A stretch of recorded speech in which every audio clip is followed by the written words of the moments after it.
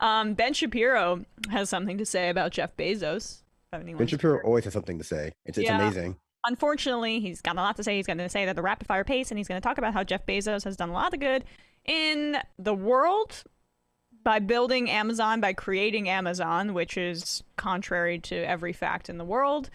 And he wants to praise this effort by Jeff Bezos to go into space. And he's here to tell us why it's actually a good thing for the American taxpayer and is better than, say, if NASA were to be behind this effort to go into space. Here's what he had to say about this. Jeff Bezos pays a lot of taxes. He spends a lot of money paying a lot of taxes. And Hold him on. using... So right out of the gate, I wasn't expecting that, honestly. That speed, right up front like that. It I took think me I by solved. surprise. I think I solved the helium shortage, guys.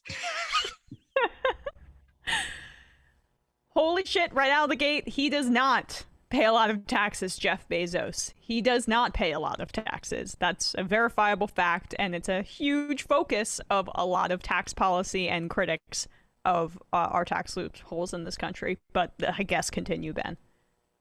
Jeff Bezos pays a lot of taxes. He spends a lot of money paying a lot of taxes.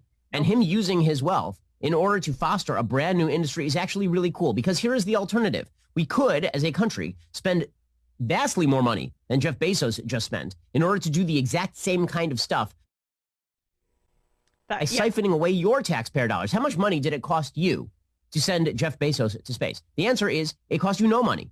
Okay, you bought products. Pause it. It did cost us money based on the wrong point that you completely butchered on purpose at the start of it, because he does not pay his fair share of taxes. Amazon does not pay his fair share of taxes. So that is our money redistributed to him, since his money should be taxed and be given to the government and given back to us. It does cost us money. It's actually probably more inefficient. And he talks about some industry that Bezos is going to create. There is no indication that beyond this 11-minute joyride in his completely Freudian rocket that he sent into the orbit for 11 minutes, that this is going to create some sort of industry that will have any effect. I will bet Ben Shapiro a lot of money, that there is no chance that this has some sort of trickle-down effect and creates a space travel enterprise funded by Bezos. This was an ego project so the dude could go into space, and he literally thanked Amazon workers who piss and have to defecate in weird places to make his quotas for allowing him to have this special experience. And Ben Shapiro is trying to say that that's a benefit to us. Oh, all right, keep going. There's To more. do the exact same kind of stuff by siphoning away your taxpayer dollars. How much money did it cost you to send Jeff Bezos to space? The answer is it cost you no money. Nope. You bought products from Amazon. You subscribed to Amazon Prime. In return, you got value. Then he used the profit that he derived from that to do something cool. That's number one, none of your business. But number two, something that actually does benefit humanity. I've said this over and over. One of the cool things he's done with deriving that profit is to fight unionization efforts. That's Right. cool thing he's doing with this profit. Super cool. But why do they all these space heads always say, I'm not just talking about Shapiro, I'm talking about the I fucking love science nerds. They always fall on this whole thing where it's he's benefiting humanity. What, by doing something NASA did 60 years ago? These guys haven't done anything breakthrough, anything whatsoever. They're just funding their own. If you want to talk about Bezos and Branson, who are obviously looking towards space tourism as a thing where they're just going to have people fly people to the edge of space. Obviously, this won't be something you or I could afford. This will be billionaires creating something for millionaires. Or if you're going the Elon Musk route with SpaceX, which is just basically to get all these massive government contracts and sell your space goods to, again, the government, which they could just do themselves via NASA, but they're trying to help private enterprise by just doing it through SpaceX instead. It's ridiculous. These guys aren't doing any scientific breakthroughs, even if that's your one hope, the one thing you're holding on to take something good about the billionaire space wars.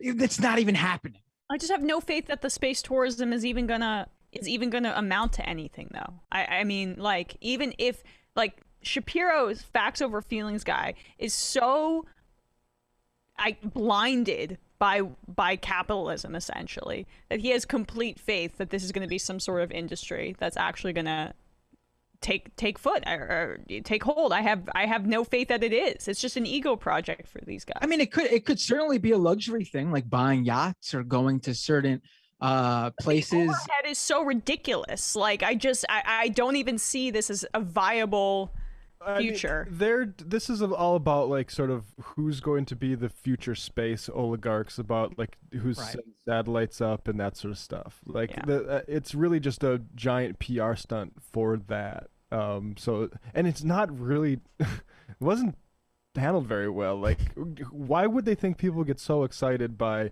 some, like, young kid throwing Skittle at Jeff Bezos up in the sky to illustrate zero gravity? I mean, OK Go had zero gravity in a music video in 2015. Like, no one gives a shit about this stuff. It was really amazing to see how the media covered this and how it affected everyone else. Like, you hear about all the early, like, obviously we weren't around in the 60s during, like, the space race. But from what I've understood, it was something that the country rallied around, or, you know, people, a lot of people did. And it was something to have some sort of sense of, like, pride in, that, you know, we did this as a country. And even when we teamed up with Russia's space program, it's something that humanity did. But then this is just like, why? Like, people just don't care. Like, there's been no, like, you go down to talk to people, no one's paying attention to this, yet the media had wall-to-wall coverage yesterday. Someone from Media Matters pointed out that the coverage of Bezos's space travel the other day in the mainstream media amounted to the same amount of minutes or close to it that the same mainstream media organizations gave the climate crisis for the entirety of last year. The entire year. I mean, it was astounding to me to see all of a sudden the media cover this. And someone at CNN, some CNN host even said, like, tweeted something out like, oh, now that we've seen two people send their private enterprise to space, is this in a matter of a week? Is this something that the country can feel a sense of pride together in? And everyone who replied to him was like, no, what are you talking about? Jen Psaki called it American exceptionalism. Right. Like, no one cared about this. And what a time, too, for all this, right? Like, what a way to be completely out of touch in the midst of a pandemic, in the midst of all this crisis about people not wanting to get vaccinated and all these looming crises. And this is what we're focusing on and talking up and even having done. Like, it's ridiculous. Well, you know, I think they represent two sides of the same coin, in the sense, you know, where the climate change crisis, a lot of aspects of the pandemic and our handling of it are just examples of the negative aspects of the late stage capitalism that we are now experiencing, you know, for lack of a better term. You know, everyone is dying and broke in the streets, basically, and more people are connecting the dots that they shouldn't be, just to keep, like, a handful of people incredibly wealthy and their sycophants on mainstream news, you know, continuing their unctuous behavior. And so, you know, the flip side of that incredibly heavy negative side of capitalism is this idea of, like, technological advancements. And these half-baked things, like terrible electric cars that Tesla pushes out at a worse rate than many other companies we already have, or like this fake space race that we're having now between billionaires, are all they can really tote out to be examples of, here's what the free market is giving us. Shit that we had 40 years ago, but done worse and more expensive. And, you know, if you point that out to the people who are still invested heavily in the Bitcoin democracy that we have, it's, you know, it's just cope. I mean, honestly, it's like, what else can you say? I don't want to go to space. What is that going to do for me? What is an 11-minute ride in space for $500,000 going to do for anybody? Nothing, right? It's just a way to distract from all the terrible things that have happened over the past year and a half as a result of those two people going to space, more or less. Right. And, you know, if not direct result, but like the system that allows them to go to space. Absolutely. Right. I mean, literally, like, Russia sent canines further into space than Jeff Bezos went. Like, I mean, dogs have literally been on the forefront compared to Bezos. And it's a very literal, that's your argument.